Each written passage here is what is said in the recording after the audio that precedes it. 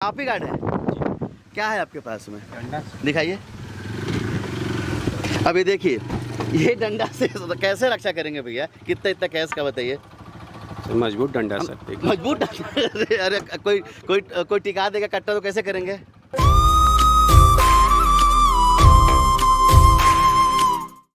Israel अपनी रक्षा drone से करता है और ईरान अपनी रक्षा मिसाइल से करता है। लेकिन आपको बता दूं, कोरिया जिला का जो आबकारी विभाग है अपने पैसों की रक्षा लठ से करता है। आपको बता दूं, मेरे पीछे एक गाड़ी को देख लीजिए। ये जो गाड़ी है ये आबकारी विभाग में लगी है। आपको बता दूं, आबकारी विभाग जो होता है वो इकलौता विभाग है जो छत्तीसगढ़ पे जो सरकार के लिए पैसा छापने की मशीन है, उससे कहीं ना कहीं छत्तीसगढ़ की अर्थव्यवस्था का पहिया चलता है। लेकिन आपको बता दूँ, उस पहिए की रक्षा की जिम्मेदारी एक कंपनी को दी गई है, CMS को, जिसमें अनिवार्य है कि एक उसमें गार्ड होना चाहिए। समझिए तो कि यहाँ पर गार्ड को ना बैठा के यहाँ पर डंडे वाले को बैठा दिया। तो आप सीधे से समझ जाइए कि यहाँ पर गनमैन नहीं है इस गाड़ी पे, इस गाड़ी पे डंडा मैन है। समझ जाइए, छत्तीसगढ़ में आबकारी विभाग की रक्षा की जवाबदारी डंडा मैन के हाथों में है। शायद मुझे लगता है कि कंपनी के जो अधिकारी होंगे वो कहीं ना कहीं अहिंसा प्रेमी होंगे। उन्हें लगता होगा कि भाई गार्ड बैठा के गनमैन बैठा के क्या करेंगे, इसलिए डंडा वाला ही बैठा देते हैं। तो समझिए, मैं जिस जगह पे हूँ वहाँ से इस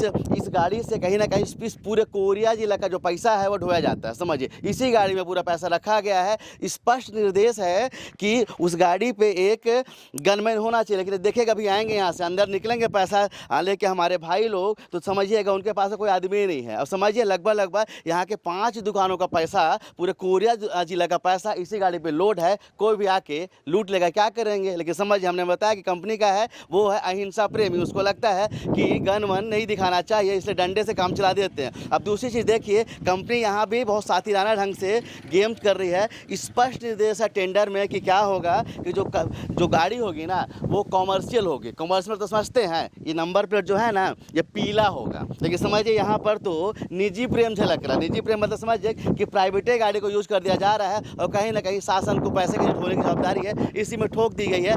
इसमें गनमैन है, यहाँ पर है सिर्फ और सिर्फ लठमैन। समझिए, डंडा मैन है। डंडा मैन से लाखों रुपए ले जाएंगे। और समझिए किस तरह से जो कंपनी है वो सरकार के पैसों को चूना लगाने पे लगी हुई है। समझिए, एक दिन चोरी हो जाएगी और कहीं ना कहीं प्रशासन जो चाह रहा है कि इसी गाड़ी पे कुछ बड़ी घटना हो जाए, जिससे इसके बाद में यहाँ की जो कंपनी है वो बोल सके कि साहब हमारा डंडा तो मजबूत था, क्या करें, जो डकैत था वही आधुनिक निकल गया। तो समझिए किस तरह से इतनी बड़ी गाड़ी में जो कहीं से भी फिट नहीं होती है, आबकारी विभाग इसमें, समझिए कि आबकारी विभाग का इतना बड़ा पैसा, हमारे टैक्स का इतना बड़ा पैसा इसी गाड़ी पे लोड है कि समझिए ना तो आगे ना तो इसमें गनमैन है, ना तो ये गाड़ी कॉमर्शियल है, और किसी भी तरह से सुरक्षा मानकों पे ये गाड़ी फिटे नहीं है। समझिए, और पूरे कोरे जिले का पैसा इसी में ले जाया जा रहा है। आखिर कुछ कार्रवाई हो जाएगी, अगर कोई बड़ी घटना हो जाएगी तो कौन जिम्मेदार होगा और क्यों ना इस कंपनी पर जुर्माना लगाया जाए। समझिए किस तरह से यहाँ का जो आबकारी विभाग है वो भी चैन के निद्रा सो रहा है। समझिए, मैंने आपको फिर बताऊंगा कि छत्तीसगढ़ का जो विभाग है सिर्फ और सिर्फ पैसा छापने का विभाग है। इससे कहीं ना कहीं जो छत्तीसगढ़ की अर्थव्यवस्था है वो चलती है। समझिए, इतना बड़ा विभाग है और इस तरह से सिर्फ और सिर्फ निजी व्यक्तियों के हाथों में इसे सौंप दिया गया है। कुछ भी नहीं है, सुरक्षा के कोई मानक नहीं है, ना तो गाड़ी किसी मानकों को पूरा करती है। इसके बाद सोचिए, यहाँ का जो विभाग है आराम कर रहे हैं भैया, ना तो कमर्शियल गाड़ी है और ना ही इसमें कोई गनमैन है। समझिए, फिर समझिए कि कंपनी कितनी अहिंसा प्रेमी है कि इसमें गनमैन नहीं, इसमें डंडा मैन है भैया। समझ जाइए, लठैत हैं। लठैत के भरोसे यहाँ हर दिन का 25 से 30 लाख का जो कलेक्शन होता है उसको ढोया जाता है और ये गाड़ी पूरे कोरिया जिला में घूमती है। उसके बाद में आखिर में बैंक पे जाती है। अभी भी समझिए इसके पीछे पैसे लौट है। लेकिन बताइए कौन जवाबदारी लेगा? कोई गार्ड नहीं है। आते हैं, निकलते हैं भाई साहब लोग यहाँ से, उनसे पूछते हैं कि आखिर डंडा मैन के भरोसे आप लोग कैसे इतना जो संपत्ति, इतना जो पैसा है वो कैसे ले जा रहे हैं भाई? आखिर डेयरिंग कौन दे रहा है? आपको हिम्मत कौन देता है? आप ही गार्ड है? क्या है आपके पास में? डंडा। दिखाइए। अभी देखिए, ये डंडा से कैसे रक्षा करेंगे भैया? कितना इतना कैश का बताइए। मजबूत डंडा सर। मजबूत डंडा। अरे कोई टिका देगा कट्टा तो कैसे करेंगे? आपकी गलती नहीं, हम आपकी गलती नहीं बताए, लेकिन इसके भरोसे सुरक्षा हो सकती है क्या इतने कैश की?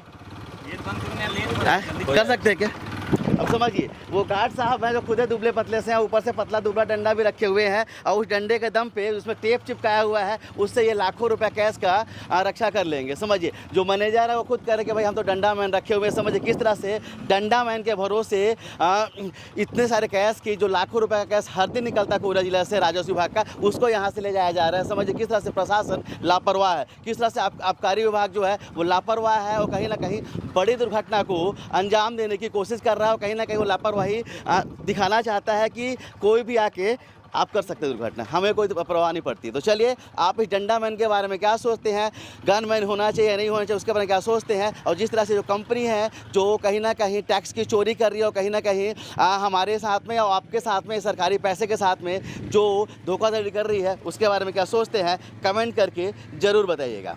कैमरामैन किशन के साथ अब तक के लिए मैं सुनील शर्मा, जय हिंद।